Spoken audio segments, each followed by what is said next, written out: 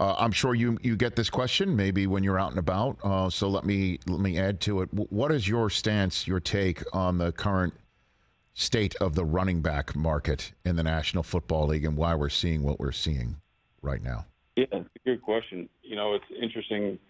What's not talked about a whole lot is just there is a salary cap, and when other positions explode and expand fast in the market, it has to be taken from somewhere. Maybe it's multiple positions. And I just think we've seen, the quarterback position, the defensive tackles, the pass rushers have exploded. So it is a pie that has to be adjusted as things move forward. So it does affect different positions. And I know the running backs are feeling that way. And then strategically, those guys have to make a decision in terms of, what's a good offer, what makes sense to them. For them and their careers and their families. It may not fit the stack that's been set up before them. But it's an interesting thing to see.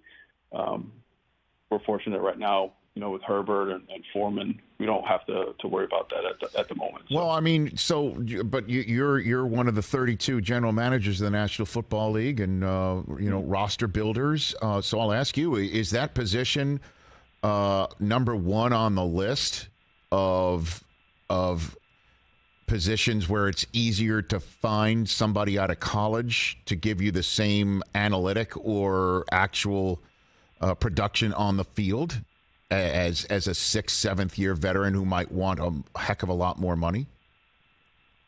Yeah, that's definitely, a part of that process. There's been a lot of guys that were drafted in mid to late rounds that have done really well in the league.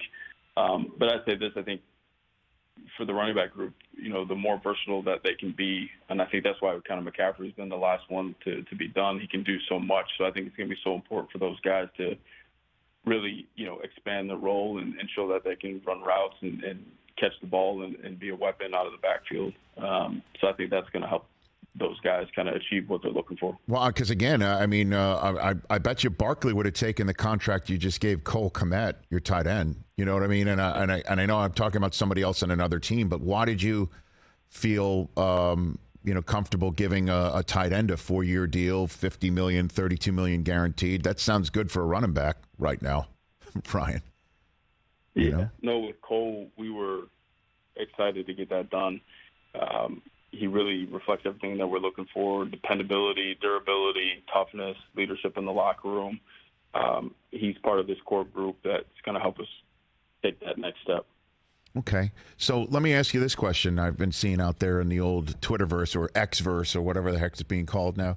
I'll ask you, as a GM in the NFL and somebody who's been around this for a while, would you, if there's a kid at age 14, 15, 16 in high school with some significant ability, would you counsel him to stay at running back or change positions for longevity and success financially in the NFL? What advice would you give that person right now, Ryan Poles? Yeah, whatever position that they're really good at, I would say, stick with that. Like, I wouldn't worry about changing positions for all this. Again, I would definitely tell them to make sure that they can do more, pass protection, catching the ball, all of those things. So I wouldn't talk. Be yourself and play the position that you were born to play, and let everything else kind of take care of itself. Okay, and so even if it's running back, because again, it just feels, like that is the topic du jour right now, Ryan. And, it just seems that the position is valued. If you're not someone like McCaffrey, who stands out, you're just not going to get the deal in the NFL right now, So that's why I throw that out there.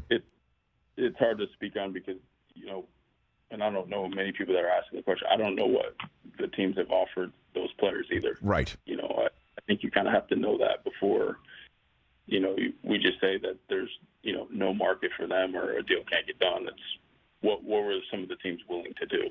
I think that's kind of an important part of the equation. Catch the Rich Eisen Show every single day on the Roku channel, 12 to 3 Eastern, for free.